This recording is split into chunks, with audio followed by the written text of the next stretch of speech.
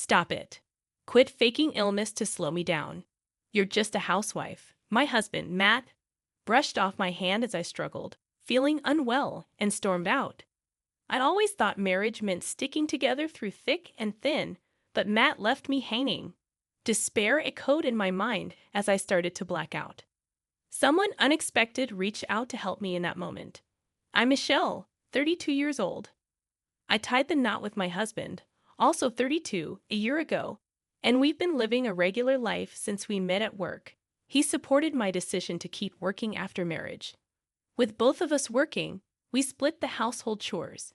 But since my husband wasn't great at chores, I ended up asking him to handle only the easy tasks. Surprisingly, he pitched in without complaint, so I had no complaints about our marriage. Then one day, after dealing with some minor health issues, I went to the doctor and got the surprise of my life. Congratulations.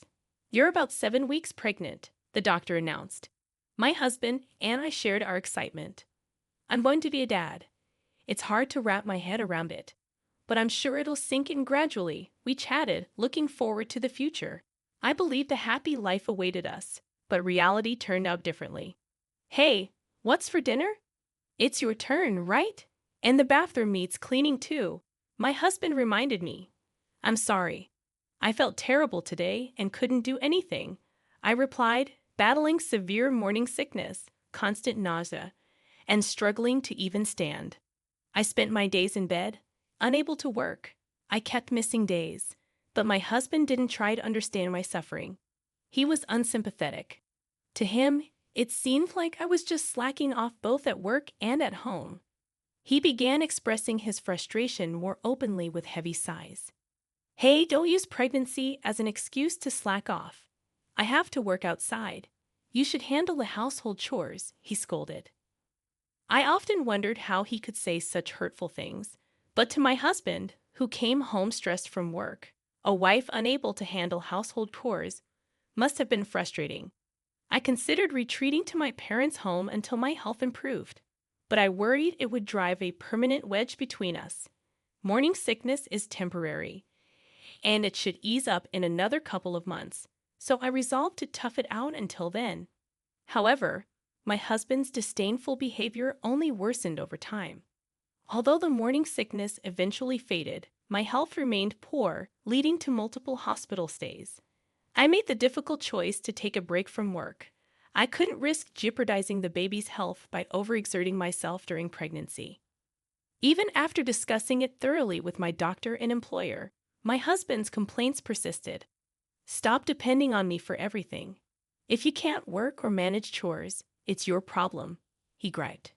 Maybe he had a point, but every decision I made was to safeguard our unborn child.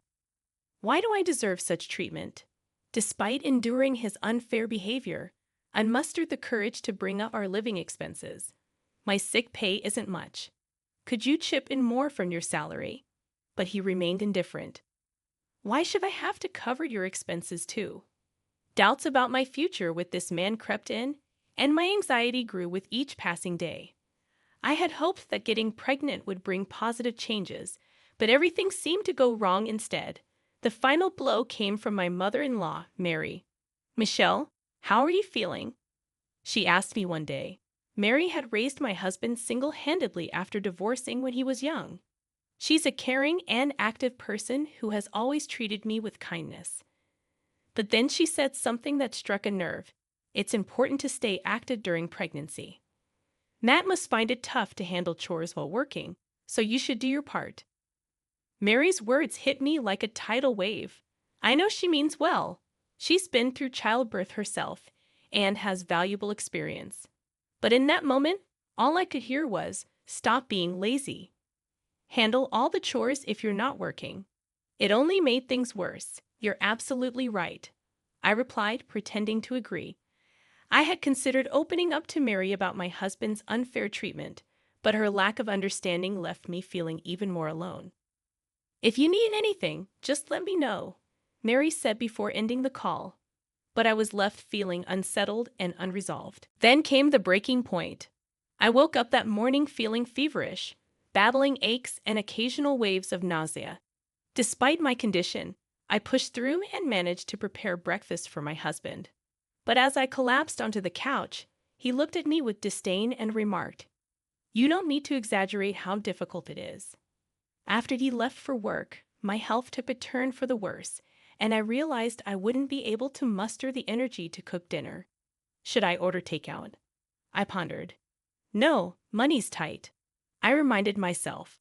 The funds my husband provided barely covered our expenses, and I found myself dipping into savings every month.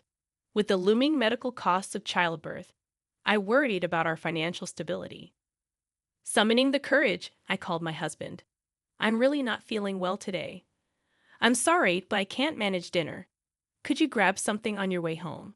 His response cut deep. "What? What are you talking about? You're just a housewife." "But I really can't move. If it's shopping, you should handle it. Don't make your husband do such things," he snapped before abruptly hanging up, leaving me in tears. After a while, I heard the door slam open. My husband had returned. "Hey, Matt, what about dinner?" I asked weakly. "I'm heading out for drinks. I'll eat out." "Don't eat dinner?" he dismissed. Feeling feverish and barely able to stand, I pleaded, "I'm really struggling today. I wish you could stay with me." But he brushed me off, saying, "Stop it. Don't get in my way. You're just a housewife. You're probably just faking it as usual," before storming out. Too drained to move, I collapsed at the entrance, silently begging for help in my mind. But the empty house offered no solace. Then, from a distance, I heard a familiar voice calling out to me through the haze of my consciousness, "Stay with me." Who could it be? My consciousness slipped away. When I regained awareness, Mary was by my side, her expression filled with concern as I lay in a hospital bed. "Michelle, oh, thank goodness you're awake," she said with relief. Mary had found me collapsed at home and called an ambulance. "Don't worry, the baby is fine.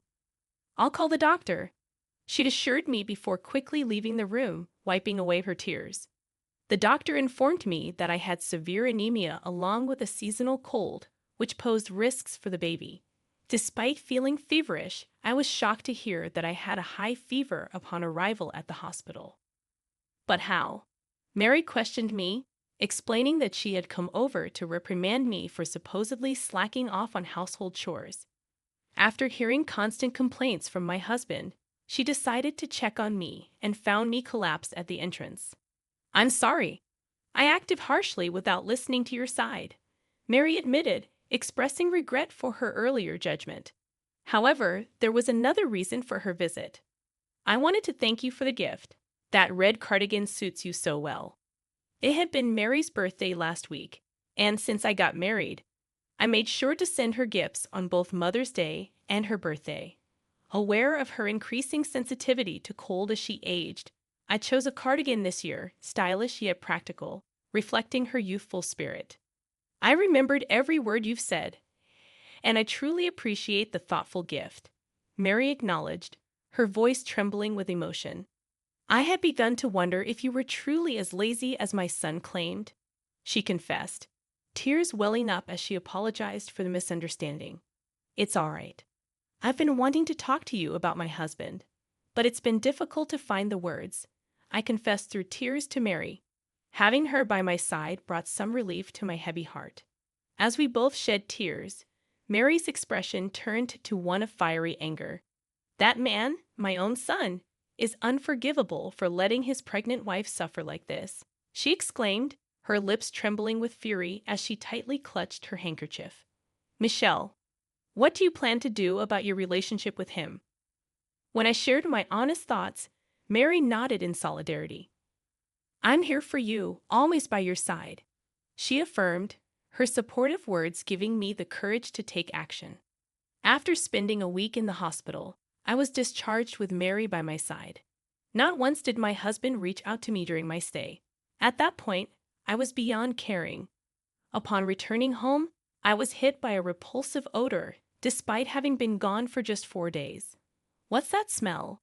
"It's like living with a wild animal," Mary remarked, almost eliciting a chuckle from me, though I held it back. The stench was indeed unbearable. My husband lay sprawled on the living room couch, snoring loudly with drool dribbling from his mouth. "Wake up, you foolish son!" Mary's voice echoed through the room, startling my husband awake instantly. "Huh, Mom, you—" My husband began to protest, but Mary cut him off sharply. Michelle was in the hospital. "What's with this mess? Even a zoo would be cleaner." Mary's observation hit home. In just a week, our home had descended into chaos. Empty beer bottles and food scraps cluttered the sink, damp towels and underwear were strewn about, and the floor was sticky with spilled substances. "It's worse than a zoo. What kind of life have you been living?" I muttered, earning a glare from my husband. "Don't act all righteous. This is all because of you. Even a baby wouldn't create such a mess. You can't do anything on your own, can you?" I stated calmly, recognizing the truth in my words. Reflecting on it, I realized that I had managed the cleaning and laundry quite efficiently when I was at home. It had never resembled a zoo enclosure, and I had never imagined my husband would be so inept at managing life. "Why did you leave, Michelle, and go out?" Mary's imposing presence silenced my husband completely. I couldn't help but think that men always seem to cave in when faced with their mothers, regardless of their age. It's not like that. She was just being childish, telling me not to go out drinking. "Are you suggesting that Michelle, with her high fever and pale face, was faking it? Are you out of your mind?" Even Mary, usually composed, was now scolding him loudly. My husband remained silent, his glare directed at me. I could almost hear his inner voice accusing me of tattling. Then he muttered resentfully, "Don't get ahead of yourself. I've been supporting you all this time." In the past, his words might have intimidated me, but not anymore. "Fine then, I don't need your support anymore. I'm prepared for that. What I'm saying is, I don't need you anymore." What wife would want to stay with a grown man who couldn't take care of himself? I had reached my breaking point with my husband. His verbal abuse was intolerable, something that perhaps could have been resolved through discussion. However, he had crossed another line by leaving me with a high fever to go out for drinks. As his wife lay in the hospital, he transformed our home into a den of filth, failing miserably at the responsibilities of both a husband and a father. "And what were you really doing, suddenly going out for drinks?" I demanded, fixing him with a stern glare. My husband visibly flinched, a comical reaction considering the seriousness of the situation. "That's none of your business," he retorted defensively. "No, it is my business. I'm your mother. I have every right to know. Tell me the truth," Mary asserted firmly, causing my husband to tremble with panic. "If you won't confess, should I present the undeniable evidence?" "Evidence? What do you mean?" His complexion paled as realization dawned on him. "Yes, confess now. You're only making it worse for yourself." Under Mary's unwavering interrogation, he finally hung his head in shame and admitted, "I'm sorry." In essence, he had been having an affair with a coworker since I became pregnant and managing household chores, and his responsibilities became too much for him to handle. "What's her name? Which department? How often did you meet each week?" Mary and I bombarded my husband with questions, capturing the entire confrontation on my mobile phone. "All right, confession evidence collected. Thanks for speaking up so honestly," I said with a smile as I stopped the recording. My husband's expression hardened once more. "You tricked me." "Yes, who would have thought you were actually cheating?" "Thanks to you. We didn't have to hire a detective." "Much appreciated," I replied coolly. "You deceived me," my husband spat out in frustration, trying to shift the blame onto me for his infidelity. His logic was baffling. "You were just pretending to be sick to get my sympathy, weren't you?" he accused. "It's mutual, not even close," I retorted, feeling increasingly despondent as he refused to acknowledge his own faults. Mary let out a deep sigh and muttered, "Selfish, tyrannical, always making excuses. You're just like your father, whom I divorced, you know that?" Dad." My husband was taken aback by Mary's unexpected revelation. "That's true," he admitted quietly, his resentment towards his father resurfacing. His father was infamous for causing trouble when drunk, but my husband never imagined he'd be compared to him. I never got drunk and caused a scene, he protested. But Mary was referring to something deeper. Your father also abandoned me during my pregnancy to go drinking, remember? Sons often mirror their fathers. I should have divorced him before you were old enough to remember. Mary explained, her tone tinged with both disdain and sorrow. My husband was left speechless, frozen in shock. A father who negatively influences his children is better off gone, don't you think, Michelle? Mary turned to me for agreement. Yes, it's unnecessary. In fact, it should be avoided, I concurred. With Mary's valid reasoning for divorce, my husband, still speechless, was handed the divorce papers by me. However, he clung to us desperately. Let's reconsider this. We're going to have a child. Can't we calm down and talk?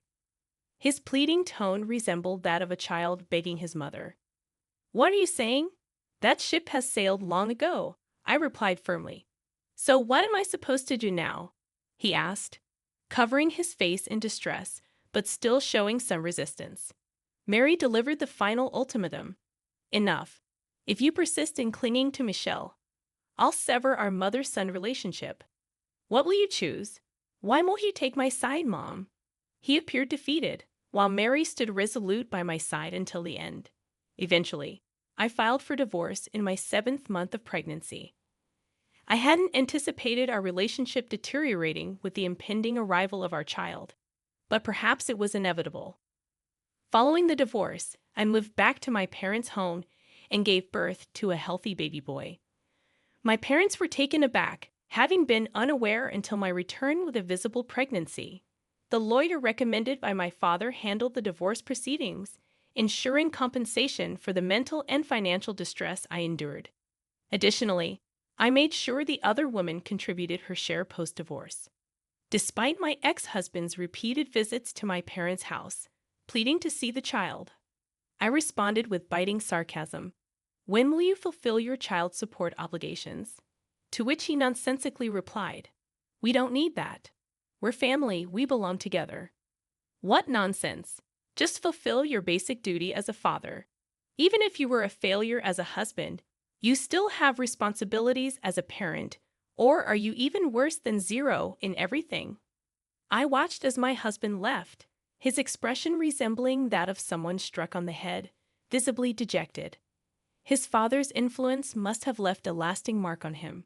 Word began to circulate that he had resigned from his job. He vented to his colleagues about our divorce, adamantly asserting his innocence, but it backfired spectacularly.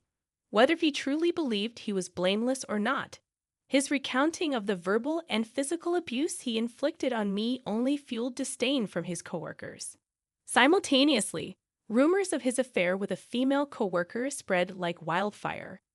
His reprehensible behavior garnered no sympathy, resulting in his ostracization at work and eventual resignation. Despite his delusions of reconciliation, I harbored no such intentions. Michelle, are you planning to return to work soon? How's your health? A concerned acquaintance inquired. Yes, I'm much better now. I need to work for the sake of my little one. I replied resolutely, that's what being a dependable mom entails. Unbeknownst to my ex-husband, I occasionally meet with Mary and my child. Initially hesitant, Mary insisted that we were strangers after the divorce, but upon hearing my heartfelt gratitude, she gladly held my son. Please guide me as a fellow single mother, I implored. Leave it to me. Let's support each other like comrades or detectives who've vanquished a villain, she responded with a warm smile. Somehow, Mary and I have forged a closer bond than ever before. It's not a bad relationship at all, but at times, I can't help but worry. You're just like your father, Mary's words echo in my mind. Will my child follow in his father's footsteps one day? Is blood truly thicker than water? It's futile to dwell on such thoughts now. It's a concern for the distant future. However, I am resolved to instill in him the values of righteousness, kindness, and empathy. My son is simply my son, nothing more, nothing less. As a mother, my sole purpose is to dedicate my life to nurturing him. As the winter sun gently pierces the cold sky, it feels as though nature itself is cheering me on.